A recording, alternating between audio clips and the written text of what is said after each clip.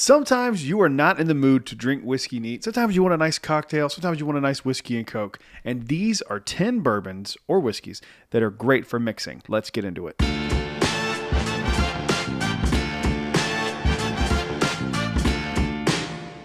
Hello everyone, welcome back to Brad's Bourbon Reviews. I'm Brad, and today, sometimes people don't like to drink whiskey neat. Sometimes you want to drink. Sometimes you're with people who don't drink whiskey neat, and you need to have something for them to drink, and you don't want to whip out the good stuff. You don't want to have someone mix George T. Stagg with Coke, right, Timmy? So these are 10, in no particular order, whiskeys that are great for mixing with, making cocktails with. All of these are relatively inexpensive at retail, and I don't think anyone will have any issues with any of them except one. I know there's one that people will be like, wow, what a jerk for mixing that. But that's just how I do it, so I'm sorry. By the way, just because I'm using these to mix, that does not mean that these are bad necessarily.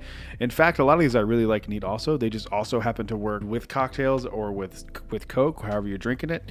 So keep that in mind as well. So let's go ahead and get into number one. Number one is the fairly controversial, at least to me, Maker's Mark Cask Strength. Some of these are really good, some of these are not. This one to me is not that great. They are batch products, so they're all going to be a little different, but this one's okay. This is a higher proof one at 109.6 proof. I've actually mixed this, I think, pretty much exclusively with like Coke. This is a bottle that I will go for to have a nice, strong whiskey and Coke from time to time. I don't recommend drinking this one neat. That's not the case for all of these on this list, but this one in particular is funky, but it does mix really, really good with Coke. So it is a little more expensive. So if you bought this and didn't want to mix it with Coke, I understand. But around $45, it's kind of the cap for mixing for me.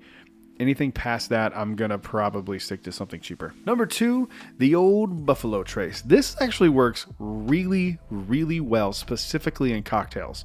Whenever I make a mint julep, I usually tend to reach for the Buffalo Trace because it's just like a perfect mixing bourbon. If this was available the way Jack Daniel's was available and it wasn't, more difficult to find, I think more people would be apt to using this for mixers, but I can get Buffalo Trace relatively easy for retail in my area. I love a mint julep with Buffalo Trace. I think it's fantastic. I know Woodford is like the mint julep king, but to me, Buffalo Trace just goes a little bit better with that than Woodford does. So if you ever have a chance to make a really solid cocktail and it calls for bourbon, grab Buffalo Trace. I guarantee you won't be disappointed. Moving on to number three. Up next is the Wonder from Heaven Hill J.W. Dant. Bottled and bond, 100 proof, great solid bourbon from Heaven Hill. How can you go wrong? I love this bottle. I have very little bit of this left. I need to get some more because I really like J.W. Dant. I think it's an underrated bourbon, and it mixes incredibly well with I've made old fashions with it. I've mixed it with Coke, and I gotta tell you, every time I'm just wildly impressed with how good it is. It's really good, and don't let its terrible label dissuade you. This stuff's fantastic. It's great neat, but it also works really well in cocktails, and it's inexpensive, so it hits everything that I need for this list.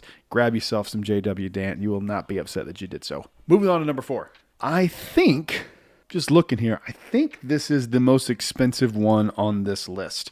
Now, this happens to just be a Southern Spirits Select that I have. I don't have another single barrel at the moment. I am not saying that the Southern Spirits one is bad and should be mixed. Quite the opposite. It's actually really delicious. I really like this pick a lot. I've mentioned it in a few videos recently, and it's really, really solid. But I am just putting this in for Jack Daniel's Single Barrel. These are the way to go if you're going to drink just regular Jack Daniels. Forget Jack Daniel's Old Number 7. Forget Gentleman Jack. Forget all that crap. Start here. If you start here and you don't like it, I would say maybe try the barrel proof version. And if you don't like that, you probably don't like Jack Daniel's products. I love a Jack Daniel's Single Barrel and Coke. It is one of my favorite drinks. I usually only mix with this bottle. I would say give Jack Daniel's Single Barrel a shot. 47% alcohol. It's just right. It's just perfect. So that's why I love this one and I enjoy mixing with it. Moving on to number five. This one is fantastic. I love this bottle. This is Old Tub. Comes from Jim Beam Distillery. It's another bottled and bond product. I really enjoyed making old fashions with this bottle. This bad boy right here is fantastic. Another one, don't let the label fool you. This thing is good. I really like it, and it's like $26. I was under the impression when this got released that this was like a special edition from them, but I still see these from time to time. Not regularly though, but I do see them from time to time. The next time I see one of these, I'm going to grab another one because I'm almost out, and I really like this bottle. It's really good. It's a solid Jim Beam product, and like I said before, it makes a hell of an old fashioned, 100 proof. It's fantastic. So if you find one of these old tubs, grab it. Moving on to number 6. Number 6 is also from Buffalo Trace, different bottle though. This is for when I make old fashions. I use my little Sazerac rye. I love this bottle. I think this bottle is kind of underrated. This thing was hard to find in Florida for a long time, and then out of nowhere it became available, and it sits on every single shelf now. And I think people don't give this enough credit. And for some reason, this one doesn't get the love it deserves. But Sazerac Rye is fantastic. I love making cocktails with Sazerac Rye. It's one of my favorite bottles to make cocktails with. It's just really solid, and they're pretty readily available now, so I don't have to worry about like running out of them. But all in all, man, Sazerac Rye is a really good bottle. I'm not a huge rye person, so to maybe take that with a grain of salt. But for me, it's a really crushable, solid rye, and I really enjoy it. And it works fantastic in old fashions, and it works really, really good in whiskey sours. And it costs like $35. So really, it hits, again, another one of these bottles is just everything I need. It hits the criteria for. So grab yourself a bottle of Sazerac Rye, make an old fashioned, or make a Sazerac. Moving on to number 7. I also just realized I pulled 11, so I have an honorable mention one at the end, which is cool because I can leave that one out of the official list because that's going to make some people upset. Number 7 is this bottle of very old Barton. This is the 80 proof version of this. This right here. When I'm talking about mixing with Coke, mixing a nice little drink on a Saturday, you're trying to drink something a little different, not straight up, 120 proof whiskey in the summer. This bottle right here will turn your regular whiskey and Coke into a whiskey and cherry Coke. This thing has some gorgeous cherry notes when it's with the Coke specifically. There's also the 86, I forget exactly what the proof is, but it's the blue version or the green labeled version of this instead of the red label, and they are interchangeable in my opinion. If you want something a little higher proof, go with the green label. I only had this one. I would put either one of those with it, and this stuff is the realness. It's really, really solid, and it's like $15. So again, meets the criteria. Inexpensive, solid. This one's not a great proof. It's 80 proof. I would prefer the green label one, but solid nonetheless. Moving on to number 8. I praise this bottle all the time. It's going to end up on my best of the year list, but it is a $30 bottle, small batch reserve, 110 proof. The same way I feel about the very old Barton, I feel about this, except that it's not cherry. It makes your drinks taste like vanilla.